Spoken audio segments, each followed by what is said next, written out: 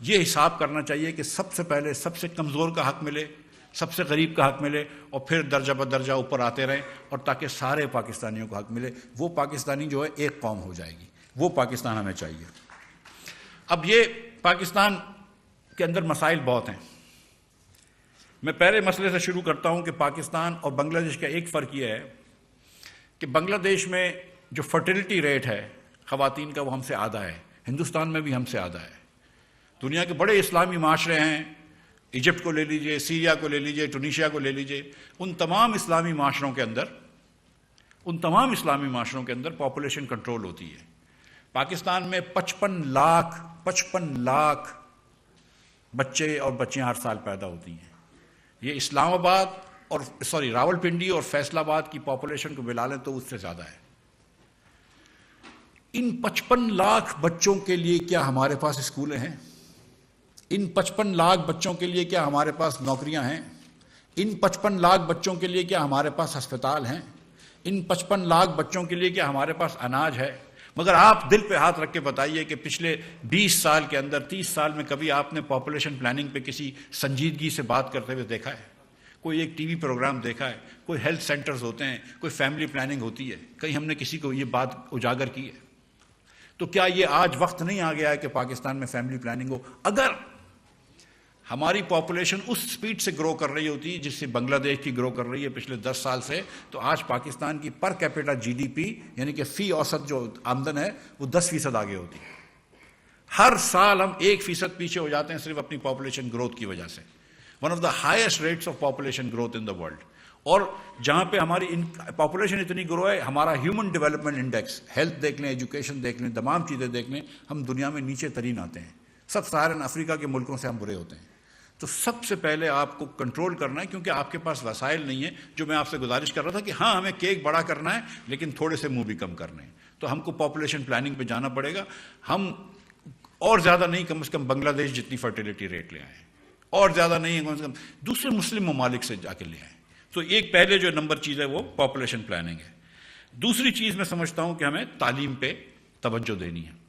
آدھے بچے پاکستان کے جو اسکول جا سکتے ہیں وہ اسکول نہیں جا رہے ہیں، یعنی کہ 16 سال سے کم عمر کے آدھے بچے اسکول نہیں جاتے. اور جو اسکول جاتے ہیں 44% بچے ہمارا 10ویں جماعت میں داخلہ لیتے ہیں. ہندوستان میں یہ نمبر 85% کا ہے.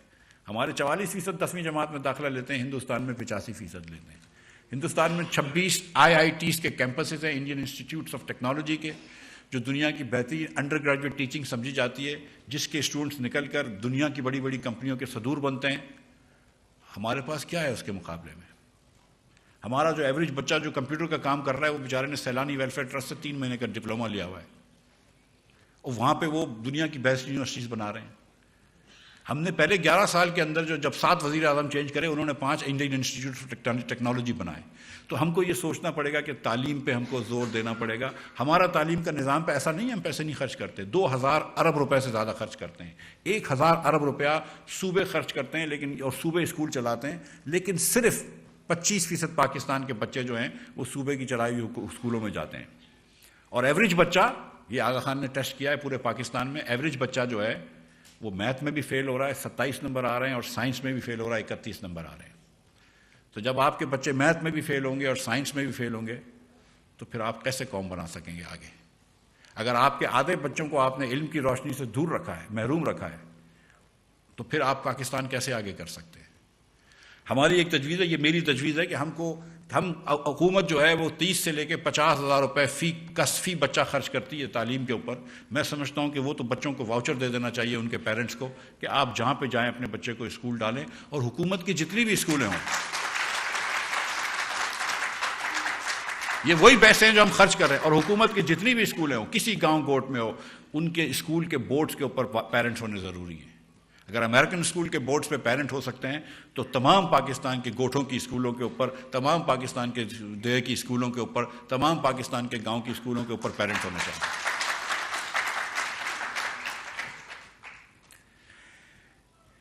جب آپ پاپولیشن کنٹرول کیسے کریں گے اور تعلیم جب دیں گے تو ایک چیز آپ کو ذہن میں رکھنی پڑے گی کہ ہم کو جینڈر انکلوسیوٹی کی بہت ضرورت ہے.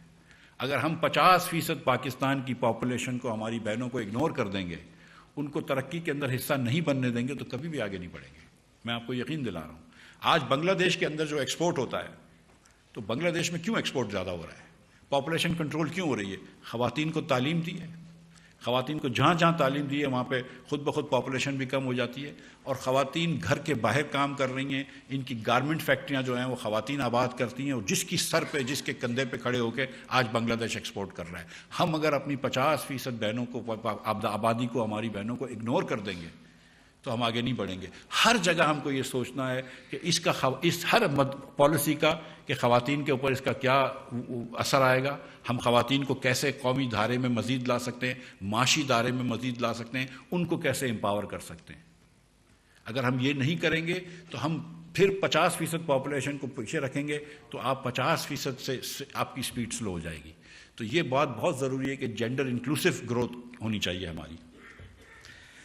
پانچواں میں بات کروں گا, جو ہم نے پاپولیشن کی بات کری کہ ہم 55 لاکھ بچے ہمارے یہاں پیدا ہوتے ہیں, 45 لاکھ سے ہماری پاپولیشن بڑھتی ہے. ہر سال اگر 45 لاکھ پاپولیشن بڑھ جائے, یعنی کہ فیصل آباد اور راول پنڈی بڑھ جائے, تو ان کو کھانا کہاں سے دیں گے؟ آج پاکستان کے اندر آپ کپاس کی درآمد کرتے ہیں, آج پاکستان میں آپ گندم کی درآمد کرتے ہیں, آج پاکستان میں آپ پیاز, لہسن, ادرک کی درآمد کرتے ہیں, آج پاکستان میں ہم بہت سارے دالوں کی درآمد کرتے ہیں. پاکستان میں 5 بلین 6 بلین ڈالر سے زیادہ کا ہم خوردنی تیل منگواتے ہیں, کھانے پینے کا تیل منگواتے ہیں. تو ہم اپنے آپ کو ایگریکلچر کنٹری بھی کہتے ہیں کہ ہم ایک زرعی ملک ہیں, اور ساتھ ساتھ زراعت میں ہم پیچھے جا رہے ہیں. اگر آپ دیکھیں تو ہر کراپ کو, ماں سوائے کارن کو, ماں سوائے میز کو, ہر کارن میں ہماری ہندوستان سے پروڈکٹیوٹی کم ہے, پر ایکڑ ایلڈ کم ہے.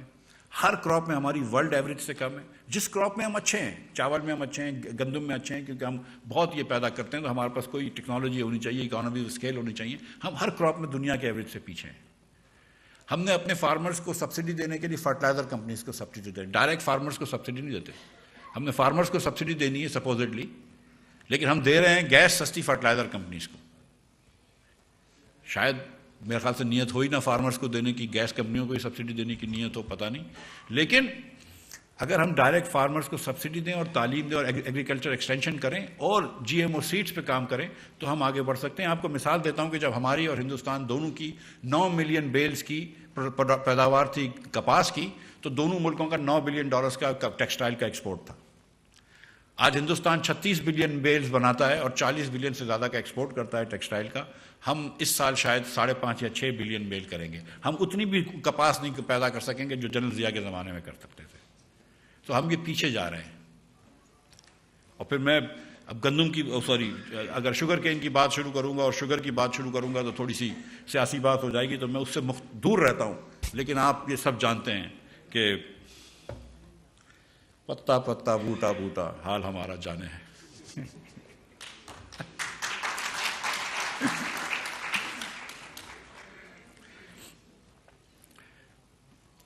پاکستان 1998 میں 99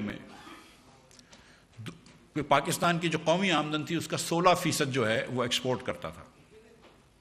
کہ 16% of our G D P came from exports. 16% ہماری جو آمدن تھی وہ برآمدات سے آتی تھی, ایکسپورٹ سے آتی تھی. آج وہ 9% آتی ہے. 1992 کے اندر پوری دنیا کا ایکسپورٹ لے لیں, اگر عالمی ایکسپورٹ لے لیں تو اس کا ہم 0.18% ایکسپورٹ کرتے تھے. ہمارا حصہ 0.18% تھا. یہ 1992 میں تھا.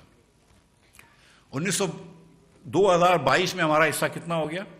0.13% ہو گیا. یعنی کہ 1.8 سے کم ہو کے 1.3 ہو گیا, اور 16% آف جی ڈی پی سے کم ہو کے 9% آف جی ڈی پی رہ گیا. اگر آپ کو اور آرڈنری نمبرز میں بتا دوں کہ 1992 میں آپ کا اور ویتنام کا ایکسپورٹ ایک برابر تھا, 30 بلین ڈالرز, 12 بلین ڈالرز تھا. آج ہم 30 بلین پہ پہنچے ہیں, ویتنام 300 بلین پہ پہنچ گیا ہے. تو ایسا نہیں ہے کہ کام نہیں ہو سکتا, ایکسپورٹ نہیں بڑھ سکتا. اگر وہ 12 بلین سے 300 بلین پہ پہنچ سکتے ہیں تو شاید ہم کو بھی 12 سے 30 پہ خوش نہیں ہونا چاہیے تھا, کچھ آگے بڑھ جانا چاہیے تھا. تو ایکسپورٹ بڑھانا بہت ضروری ہے ہمیں. اسی لیے بنگلہ دیش ہم سے آگے ہے آج. اسی لیے اور دوسرے ممالک ہم سے آگے ہیں، لیکن ایکسپورٹ بڑھانا بہت ضروری ہے. لیکن 4 ایسی وجوہات ہیں جس کی بنا پہ میں سمجھتا ہوں کہ ایکسپورٹ ہم نہیں کر سکتے. نمبر 1، پاکستان میں ایک لا اینڈ آرڈر کا دیرینہ مسئلہ ہے جس کی وجہ سے فارنرز نہیں آتے. اور اگر آپ کا بائر آپ کی فیکٹری نہیں آ سکتا، آپ کا بائر آپ کی آفس نہیں آ سکتا، تو اس کو مال بیچنا بہت مشکل ہے. یہ آپ جو بھی یہاں پہ بزنس مین یہاں پہ بیٹھے ہوئے ہیں، بزنس وومن، سب جانتی ہیں کہ جب آپ کے بائرز آ ہی نہیں سکتے پاکستان تو کتنا مشکل ہو جائے گا ان کو مال بیچنا. لیکن 20-30 سال سے یہ لا اینڈ آرڈر کا مسئلہ ہے اور ہم یہ سالو نہیں کر سکے. اور یہ بات جھوٹ ہے کہ اگر ہم یہ صرف کہیں کہ پرسیپشن خراب ہے. پرسیپشن خراب نہیں ہے، ریالٹی بھی خراب ہے. یہ تو پہلے ہم کو ماننا پڑے گا. لا اینڈ آرڈر کی ریالٹی خراب ہے.